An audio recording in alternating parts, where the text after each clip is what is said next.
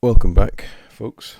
So it's been a couple of weeks since I was last at the bench, and that's just purely down to 2 weeks of really busy activity at work, and not having any chance to, in the evenings, to come to the bench because I've been busy doing work stuff, obviously. Anyhow, that's given the primer coats plenty of time to set up, and we're now ready for getting some colour on this trailer. You'll notice I've already painted the wheels, just did that off camera, just to get them pushed ahead and out of the way. So what are we doing for this? Well, went for the same mix as we did on the tractor unit. So we've got XF78 and XF57 buff. So you've got buff and wood deck tan, 50-50 mix. But what I did this time was chuck in a little bit of XF55 deck tan, which is quite pale compared to the other two. And that was just to give a bit of tonal variation between the actual trailer unit and the tractor unit. Just to say, they've been painted at a different time, weathered slightly different, whatever. Just to get that difference to catch your eye and to draw your eye into seeing the detail. So, how are we going to approach this? Well, in an ideal world, we just blast it down and away to go.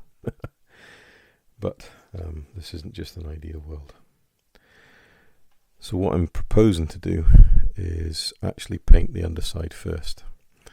I'm not going to modulate the underside, I'm just going to paint the underside. And that's purely because you're not going to see it. We'll do a bit of weathering, but realistically when the wheels and tyres are on, you're not going to see any of this underside, and especially once it's on this display base. So the main thing is to get it painted so we can then focus on the upper surfaces, which you will see a little bit of once the thing's put together. So using our Gaahleri Premium Series Mobius-SP, so it's a siphon feed with obviously 50-50 mix paint to thinners. So it was 50-50 with the XF57 and XF78, with possibly about, 10% extra put in with the deck tan, just to lighten us a little bit. Mix those three paints together and then double the volume with thinners, and then we get a spraying consistency, as you can see, that is absolutely lovely. So this can do very small detail.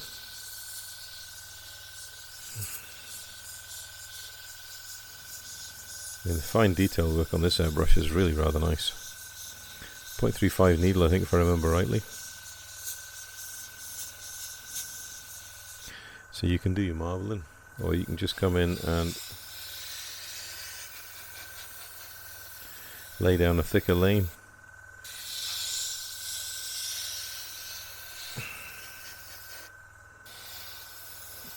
And just pull back a little bit more, get that delivery going down.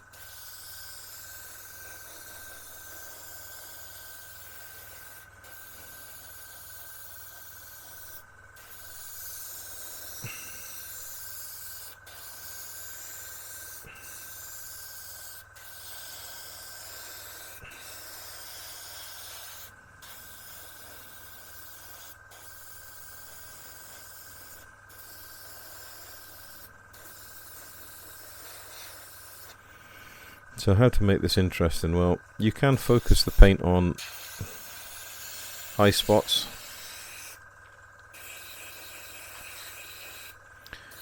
So you're painting in the main sort of chassis deck supports.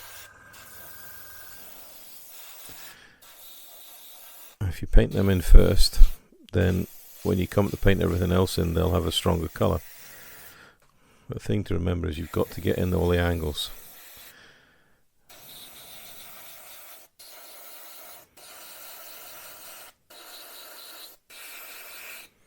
Right. Now you've got those in, you can then come in at a different angle.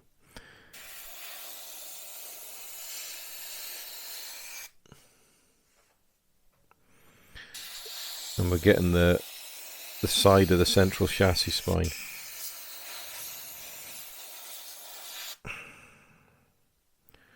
And then slightly different angle again.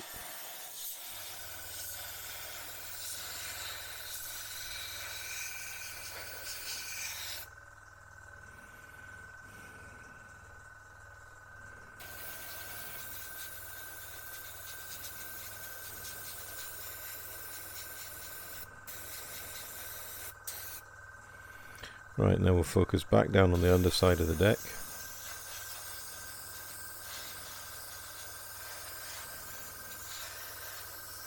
And like I said, it doesn't matter if you don't get a brilliant coverage, because in realism, the underside's going to be covered in debris, being kicked up by the tyres, going to be covered in dust, grease, mud, sand, whatever.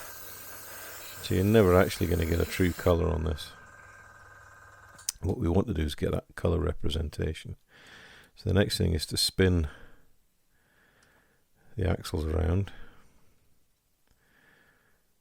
And this is an important bit. If you notice here now, you'll see the shadows where these lines have moved, that where they were covering up when we first sprayed. So it's important to spray down again and just blend in those areas where there are those hydraulic line shadows. And that's purely to minimize the opportunity for having painted shadows.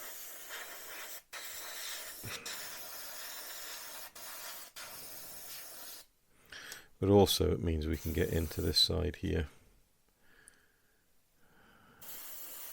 the reverse side of the wheel stations.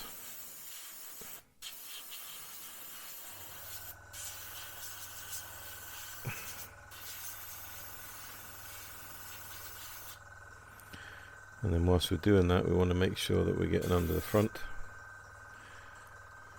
So you want to spray down directly that way, and you're getting the top of the wheel stations.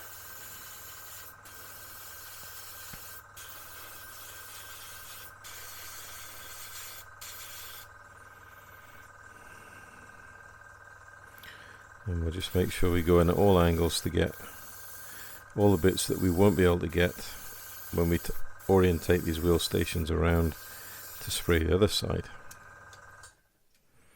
So gently push them back around like so. And this is the benefit of keeping them movable, and it's also the benefit of using lead wire for the hydraulic hoses. You've got a certain degree of flexibility in there. So just come in here to the edge.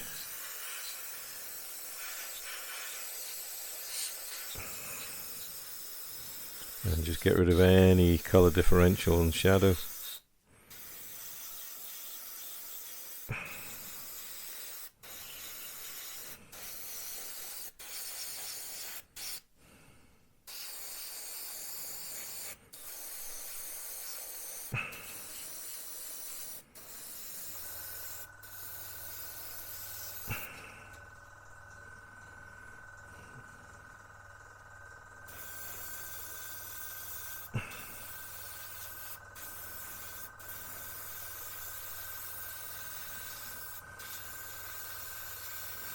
Now the problem with this paint job is it's so big, it's very hard to keep in focus.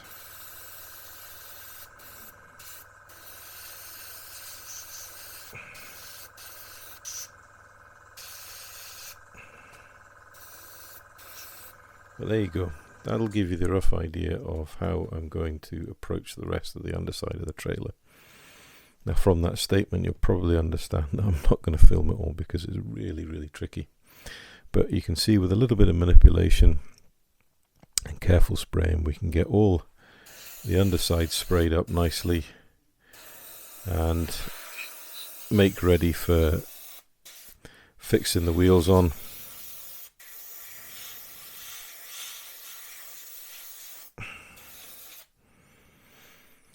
And then we can focus on the top of the trailer. So I'm going to spray up the whole rest of the underside of the gooseneck, and then I'll come back when we get to the point we're going to put the inside wheels on. So we'll see you in just a moment. Right, so we're back, and the underside is fully painted up.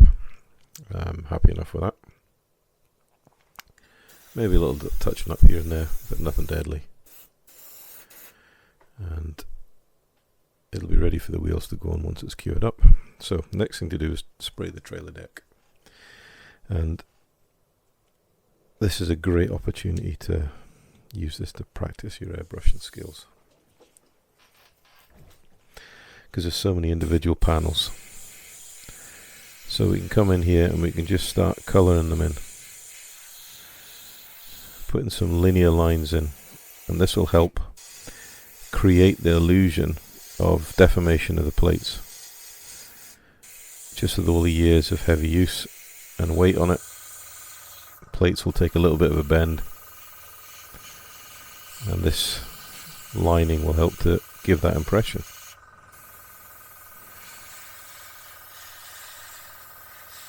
And when I say this helps you practice in your airbrushing, well, it's a good way of practicing straight lines.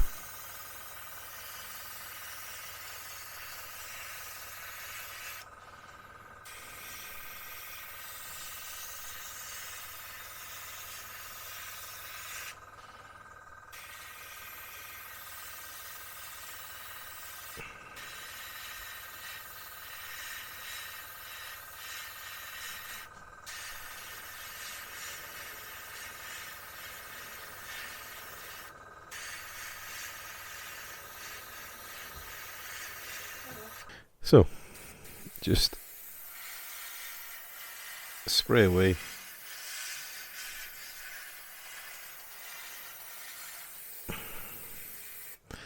And use two hands. So there's your spraying hand there. Use your second hand underneath to support it and guide your spraying hand.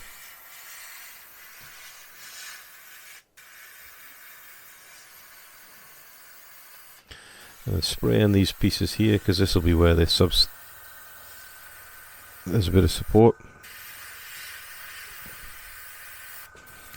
And it is just to get that impression of definition.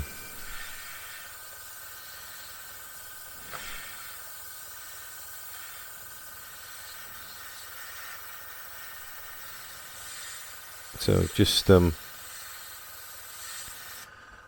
spray in. You just want to get that definition of tonal variation to suggest that there's wear on the plates.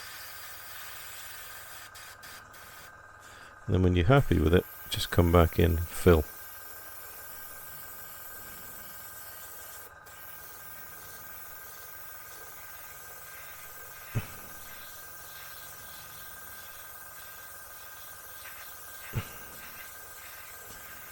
There we go. Now you can see the pre-shading we've put in remains in place, and it's starting to give you that 3D appearance.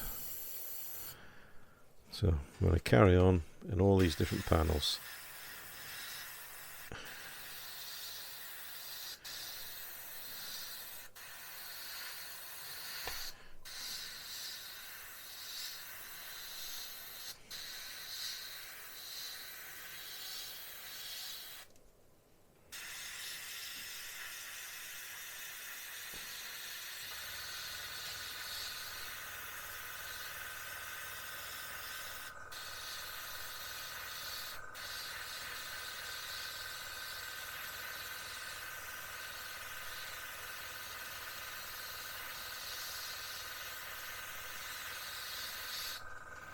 Now you'd think these ones here will be under tension when they're ratcheting up, so hopefully you're imagining that there's a little upward deformation in the deck, just under the pressure of the chains, the strain of the chains holding onto the load.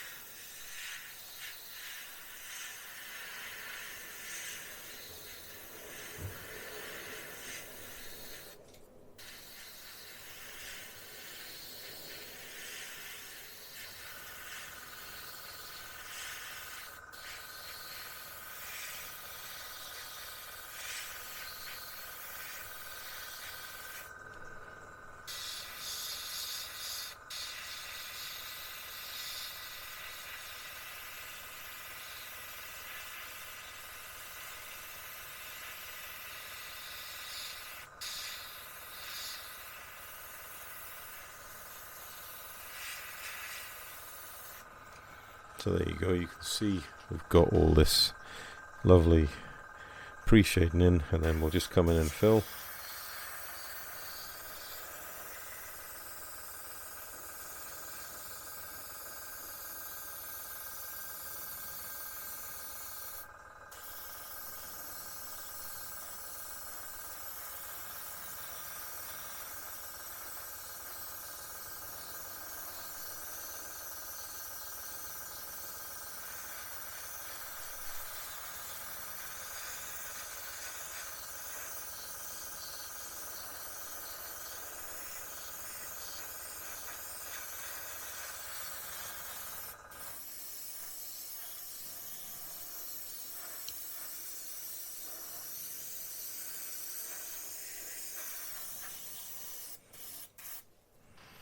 There we go.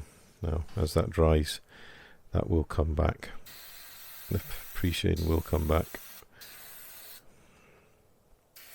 bringing some life into the model.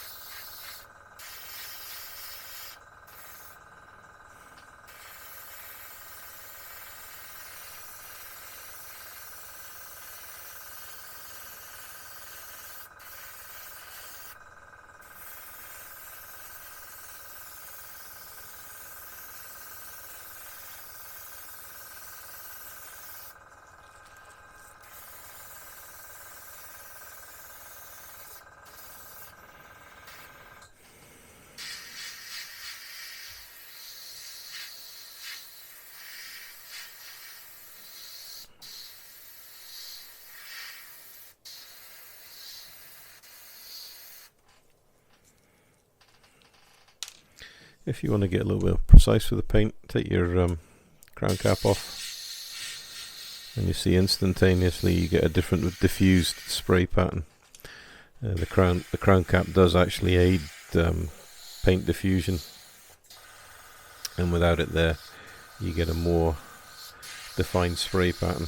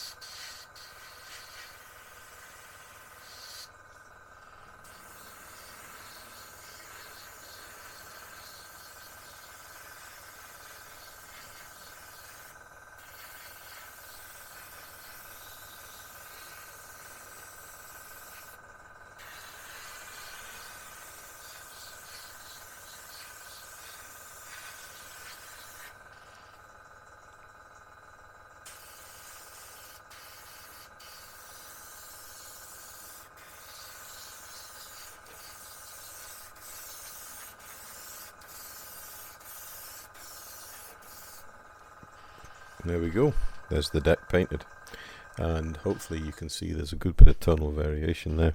When we get a bit of wash in that, and that it'll highlight the weld lines and it'll bring this absolute to life. So I'm just going to dust a little bit more on just to blend it in a little bit.